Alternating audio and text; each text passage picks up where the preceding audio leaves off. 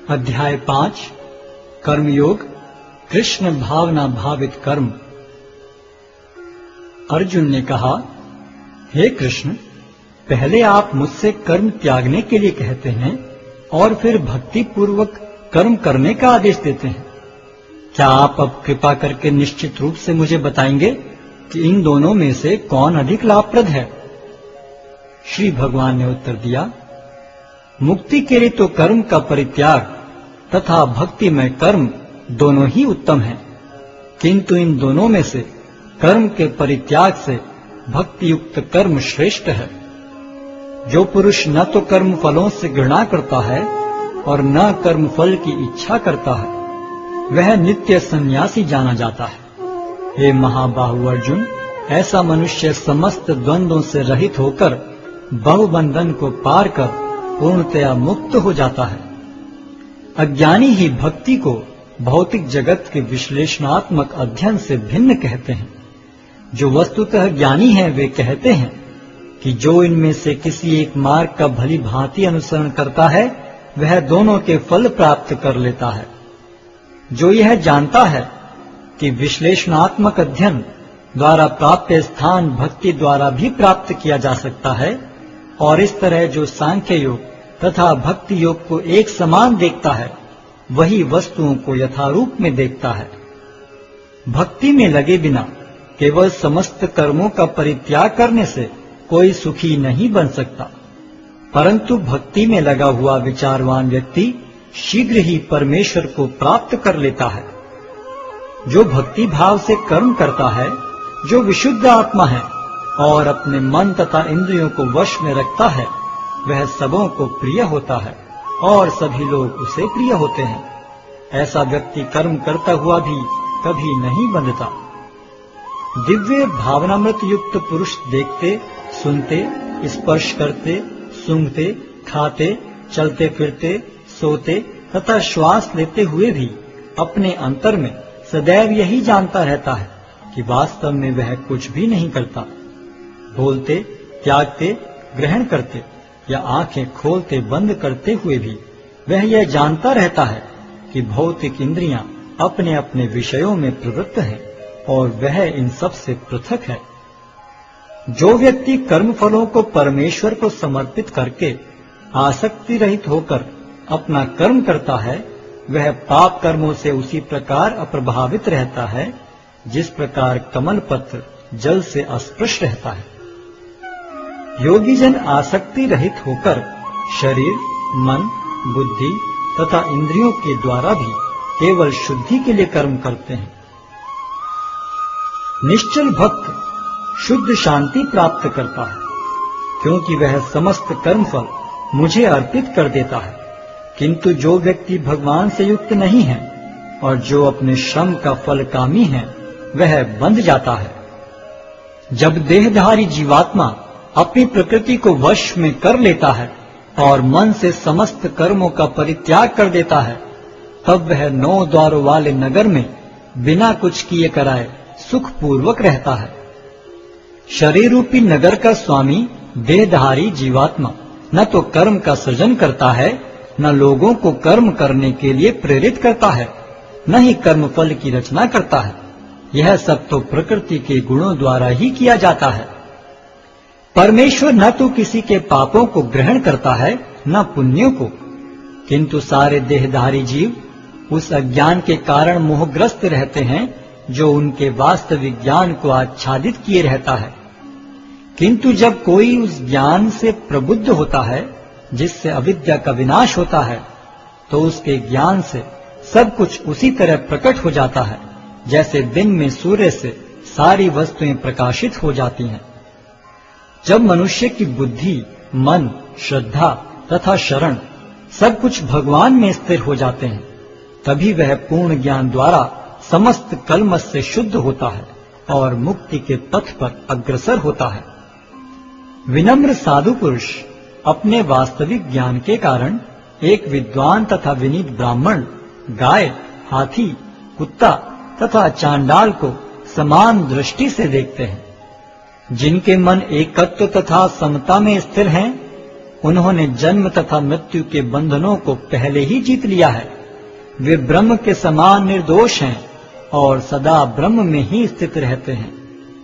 जो न तो प्रिय वस्तु को पाकर हर्षित होता है और न अप्रिय को पाकर विचलित होता है, जो स्थिर बुद्धि है, जो मोह रहित है और भगवद विद्या को जानने वाला है, वह पहले से ही ब्रह्म में स्थित रहता है। ऐसा मुक्त पुरुष भौतिक इंद्रिय सुख की ओर आकृष्ट नहीं होता, अपितु सदैव समाधि में रहकर अपने अंतर में आनंद का अनुभव करता है।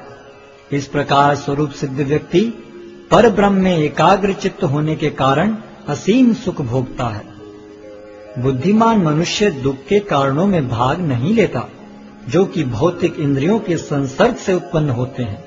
हे कुंती पुत्र, ऐसे भोगों का आदि तथा अंत होता है, अतः चतुर व्यक्ति उनमें आनंद नहीं लेता। यदि इस शरीर को त्यागने के पूर्व कोई मनुष्य इंद्रियों के वेगों को सहन करने तथा इच्छा एवं क्रोध के वेग को रोकने में समर्थ होता है, तो वह इस संसार में सुखी रह सकता है। जो अंतःकरण में सुख का अनुभव करता है, जो कर्मठ है और अंतःकरण में ही रमण करता है तथा जिसका लक्ष्य अंतर्मुखी होता है, वह सचमुच पूर्ण योगी है। वह पर ब्रह्म में मुक्ति पाता है और अंततोगत्वा ब्रह्म को प्राप्त होता है। जो लोग संशय से उत्पन्न होने वाले द्वैत से परे हैं, जिनके मन आत्म साक्षात्कार में रत हैं, जो समस्त जीवों के कल्याण कार्य करने में सदैव व्यस्त रहते हैं और जो समस्त पापों से रहित हैं, वे ब्रह्म निर्वाण को प्राप्त होते हैं। जो क्रोध तथा समस्त भौतिक इच्छाओं से रहित हैं, जो स्वरूप सिद्ध आत्म संयमी हैं और संसिद्धि के लिए निरंतर प्रयास करते हैं, उनकी मुक्ति निकट भविष्य में सुनिश्चित है। समस्त इंद्रिय विषयों को बाहर करके, दृष्टि को बाहों के मध्य में केंद्रित करके, प्राण तथा पान वायु को नथुनों के भीतर रोककर और इस तरह मन, इंद्रियों तथा बुद्धि को वश में करके जो मोक्ष को लक्ष्य बनाता है, वह योगी इच्छा, भय तथा क्रोध से रहित हो जाता है।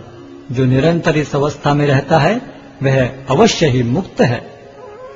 मुझे समस्त यज्ञों तथा तपस्याओं का परम भोक्ता, समस्त लोकों तथा देवताओं का परमेश्वर एवं समस्त जीवों का उपकारी एवं हितैषी जानकर मेरे भावनामृत से पूर्ण पुरुष भौतिक दुखों से शांति लाभ करता है।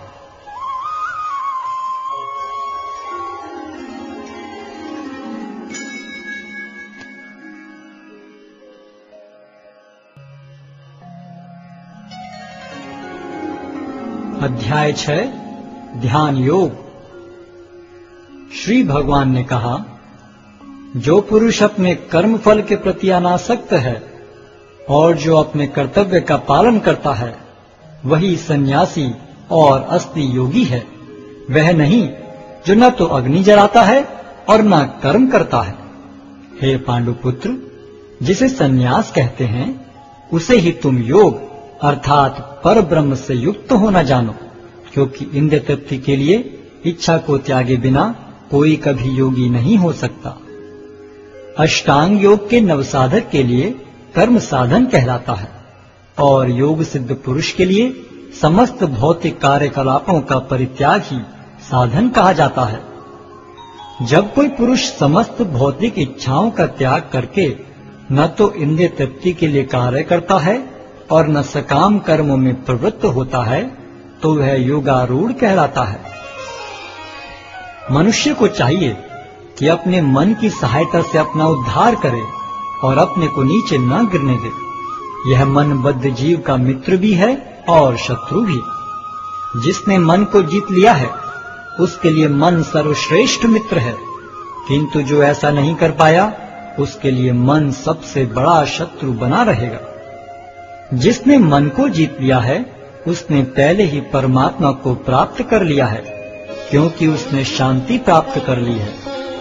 ऐसे पुरुष के लिए सुख दुख, सर्दी गर्मी एवं मान अपमान एक से हैं।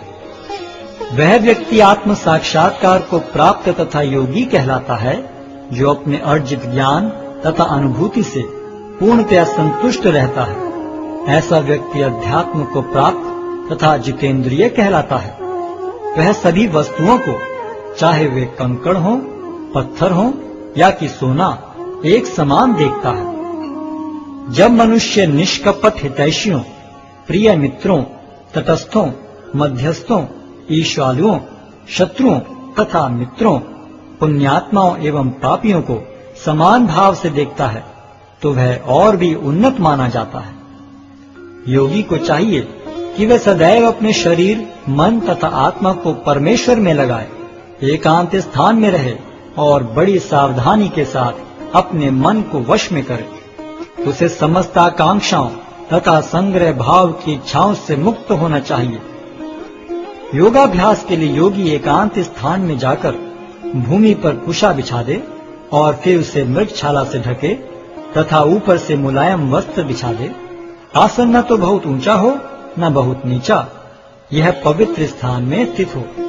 योगी को चाहिए कि इस पर दृढ़ता पूर्वक बैठ जाए और मन, इंद्रियों तथा कर्मों को वश में करते हुए तथा मन को एक बिंदु पर स्थित करके हृदय को शुद्ध करने के लिए योगाभ्यास करे। योगाभ्यास करने वाले को चाहिए कि वह अपने शरीर, गर्दन तथा सिर को सीधा रखे और नाक के अगले सिरे पर दृष्टि लगाए। इस प्रकार वह अविचलित तथा दमित मन से, भय रहित, विषयी जीवन से पूर्णतया मुक्त होकर अपने हृदय में मेरा चिंतन करे और मुझे ही अपना चरम लक्ष्य बनाए। इस प्रकार शरीर, मन तथा कर्म में निरंतर संयम का अभ्यास करते हुए संयमित मन वाले योगी को इस भौतिक अस्तित्व की समाप्ति पर भगवत धाम की प्राप्ति होती है। हे अर्जुन, जो अधिक खाता है या बहुत कम खाता है, जो अधिक सोता है अथवा जो पर्याप्त नहीं सोता, उसके योगी बनने की कोई संभावना नहीं है। जो खाने, सोने, आमोद प्रमोद तथा काम करने की आदतों में नियमित रहता है, वह योगाभ्यास द्वारा समस्त भौतिक क्लेशों को नष्ट कर सकता है। जब योगी योगाभ्यास द्वारा अपने मानसिक कार्यकलापों को वश में कर लेता है और अध्यात्म में स्थित हो जाता है, अर्थात समस्त भौतिक इच्छाओं से रहित हो जाता है, तब वह योग में सुस्थिर कहा जाता है। जिस प्रकार वायु रहित स्थान में दीपक हिलता डुलता नहीं, उसी तरह जिस योगी का मन वश में होता है वह आत्म तत्व के ध्यान में सदैव स्थिर रहता है। सिद्धि की अवस्था में, जिसे समाधि कहते हैं, मनुष्य का मन योगाभ्यास के द्वारा भौतिक मानसिक क्रियाओं से पूर्णतः संयमित हो जाता है। इस सिद्धि की विशेषता यह है कि मनुष्य शुद्ध मन से अपने को देख सकता है और अपने आप में आनंद उठा सकता है।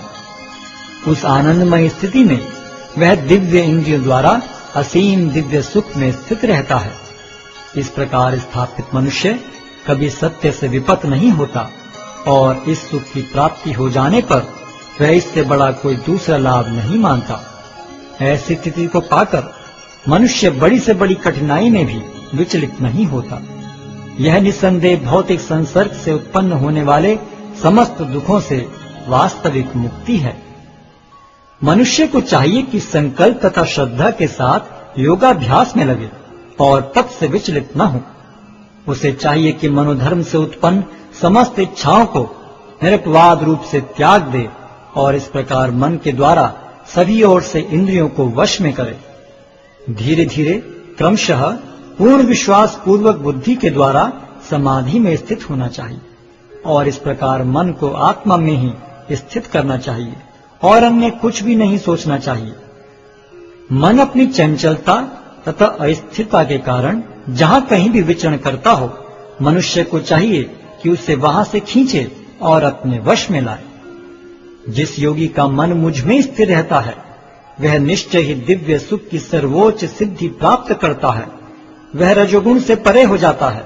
वह परमात्मा के साथ अपनी गुणात्मक एकता को समझता है और इस प्रकार अपने समस्त विगत कर्मों के फल से निवृत्त हो जाता है।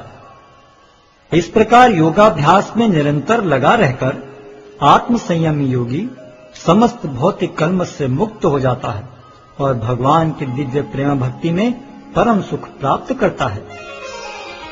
वास्तविक योगी समस्त जीवों में मुझको और मुझ में समस्त जीवों को देखता है। निसंदेह स्वरूप सिद्ध व्यक्ति मुझ परमेश्वर को सर्वत्र देखता है। जो मुझे सर्वत्र देखता है और सब कुछ मुझ में देखता है, उसके लिए न तो मैं कभी अदृश्य होता हूँ और न वह मेरे लिए दृश्य होता है। जो योगी मुझे तथा परमात्मा को अभिन्न जानते हुए परमात्मा की भक्ति पूर्वक सेवा करता है, वह हर प्रकार से मुझ में सदैव स्थित रहता है।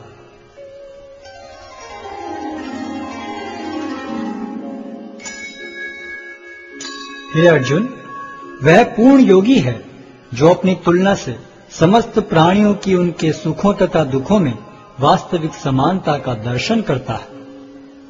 अर्जुन ने कहा, हे मधुसूदन, आपने जिस योग पद्धति का संक्षेप में वर्णन किया है वह मेरे लिए अव्यवहारिक तथा असहनीय है, क्योंकि मन चंचल तथा अस्थिर है। हे कृष्ण, क्योंकि मन चंचल, उच्छृंखल, हठीला तथा अत्यंत बलवान है, अतः मुझे इसे वश में करना वायु को वश में करने से भी अधिक कठिन लगता है।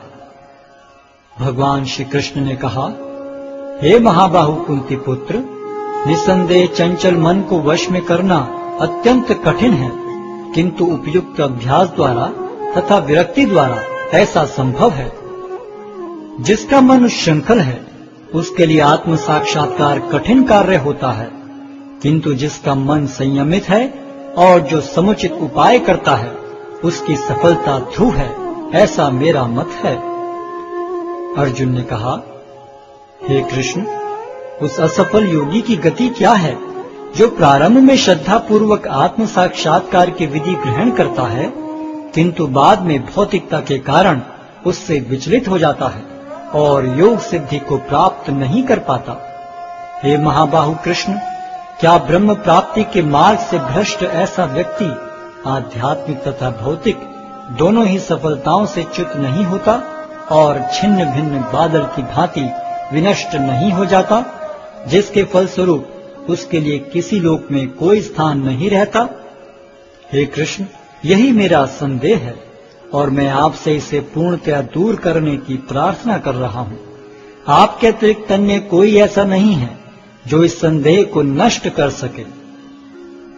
भगवान ने कहा, हे प्रथापुत्र, कल्याण कार्यों में निरत योगी का न तो इस लोक में और न परलोक में ही विनाश होता है। हे मित्र, भलाई करने वाला कभी बुराई से पराजित नहीं होता।